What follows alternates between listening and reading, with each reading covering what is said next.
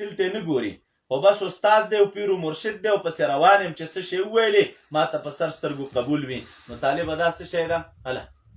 دا د عبادیه فرقه علاقه د عقیده ده او دغه نظر او رایه د چا و د خوارجو په دې ځای باندې انشاءالله تاسو پوه شولئ داسې عقیده به نه ساتئ اساس زمونږ او ستاسو دپاره د الله تعالی کتاب او د رسول الله صلی الله علیه وسلم احادیث مخې ته پراته وو تاسو ته ما یو خبره کړې وه ګورئ دې ټکي ته سوچ کوئ مونږ اهل سنه والجماعه دا حق دا په حنفیت کې منحصر نه ګڼو په حنفیت کې څه شی کوو یعنی داسې عقیده مو نه ده چې تنها احناف په حقه باندې دي بلکې زمونږ او ستاسو عقیده دا ده چې څلور واړه چې کوم مشهور مذاهب دي ګر چې مذاهب نور هم شته خو دا څلور مذاهب مشهور دي دا څلور واړه مذاهب مونږ او تاسې وایو عقیدتاً اهل سنه والجماعه دي عقیدتاً څه شی دي طالبه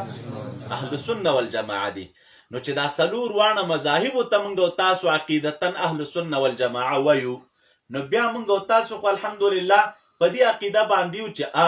ډیر اوفق بالکتاب والسنه په دې څلورو مذاهبو کې مذهب د امام ابو حنیفه رحمه الله دی او وجه د اوفقیت د دې مذهب دا ده چې دې مذهب ته ډیره خواري شوې ده کوم مسایل چې تدوین شوي دي او په کتابونو کې لیکلی شوي دي په دې باندې چې دی ډیر بحثونه شوي هفته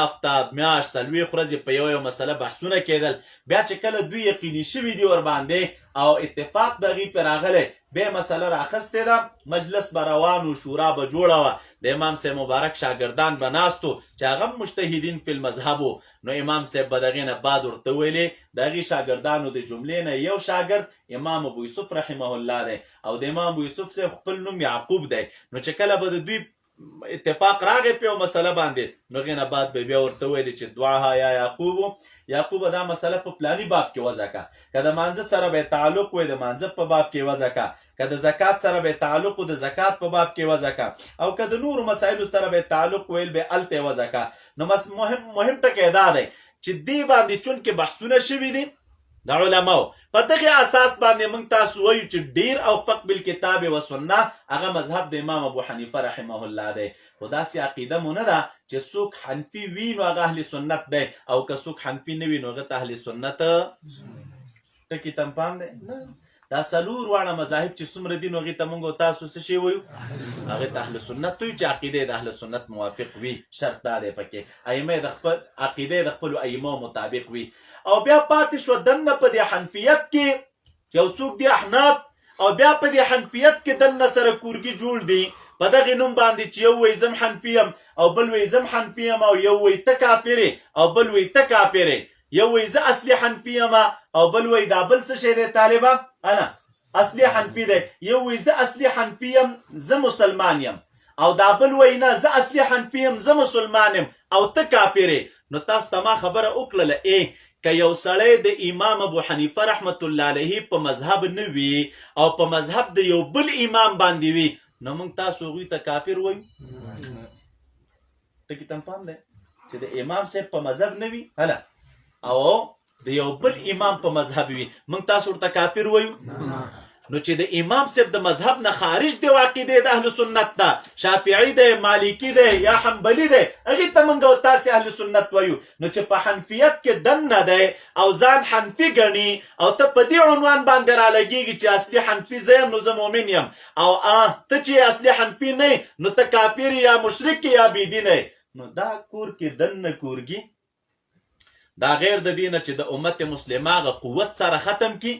غیر د دې نه چې امت مسلمه ته بدبختي وزیږي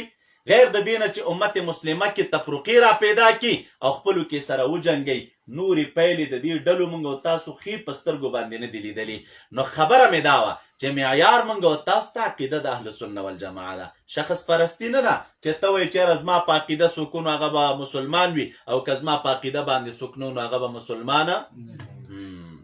په دې باندې خو تاسو پوه شولئ طالبه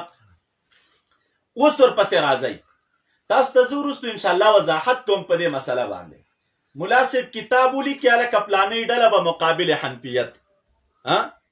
نو مقابل حنفیت دې کړله بیا حکم څه شی دی د زندیقت ډله ده په مقابل د چا کې د حنفیت کې او حکم دې پې د څه شي لګولی چې زندګي او حکم دې په څه شی لګولې واجب القتل حکم دې په څه شی لګولې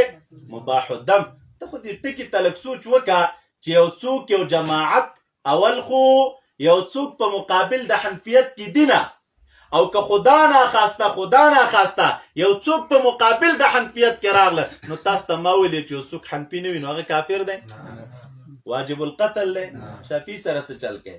مالکی سره څه چل کوي حنبلي سره څه چل کوي دا به وروسته انشاءالله وضاحت کوو سره دریم جماعت طالب هغه جماعت د ثعلبیه دی ثعلبیه وایي ان الله عز وجل لم يقد ولم يقدر د تعالی وی تقدیر د پخوانه نه کړي موږ استاد خو عقیده دا چې دا ټول کارونه چې څه شي کیږي دا د الله تعالی د تقدیر موافق دي دوی وایي تقدیر نشته بل پکې خازمیه ده هغه وی لا ندري مل ایمان موږ په دې نه پوهیږو چې ایمان څه شی دی او خل ټول معذور دي بل پکې خلفیه ده د خلفیه فرقه عقیده دا زعموا ان من ترك الجهاد من ذكر او انثى كفره وی نارینه وي او که زنانه وي خو چې تارکین د جهاد وي نو دا کس څه شی دی طالبه کافر دی تارکینو د جهاد ته دوی څه شي وي کافر او دا جماعت د خلفیه و دی او زمونږ استاسو د اهل سنت خدا عقیده نه ده مونږ وایو چې جهاد عمل دی او په ترک د عمل باندې یو څوک کافر کیږي نه که جهاد فرض عین وو او یو چا ونه کو ترې نه پاتې و نو ګناهګار دی ور باندې مرتکب د کبیره دی ولیکن طالب کافر ورته نه وایو نارینه وي او که زنانه وي نو دې ته کافر نه ویلی کېږي او دوی وایي من ترک الجهاد من ذکر او انثى نو کفره بله کوزیه جماعت دی کوزیه داسې وایي لیس لاحد ان یمس احدا یو چا لره وایي حق د دې نشته دی چې دی بل لره مسه کړي ولې لانه لا يعرف الطاهر من النجس وی پته نه لګیږي چې دې کې پاک کوم یو دی او نجس کوم یو دی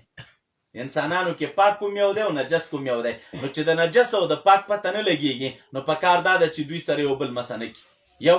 او بل داسې یو بیکار عقیده لري ولا ان یؤکله حتی یتوب ویغتسل یو چا لره وایي جایز نه دي چې د بل سره خوراک وکړي یو ځای سره کښېني چې تر څو پورې توبه نه ایستلې او غسل یې نه یې کړی چې کله یې توبه وایستله او غسل یې سره وکړه نو بیا ورسره خوراکونه کوی شي